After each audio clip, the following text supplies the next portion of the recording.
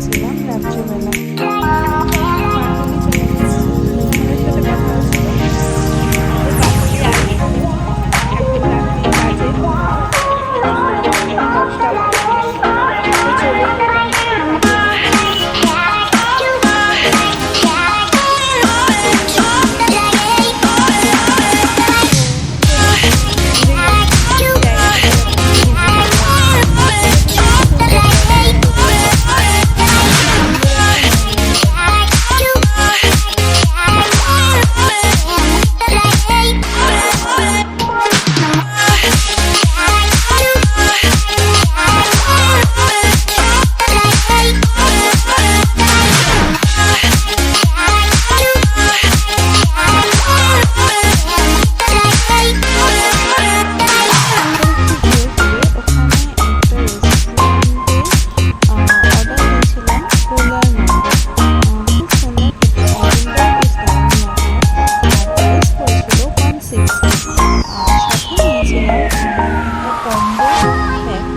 নিতে।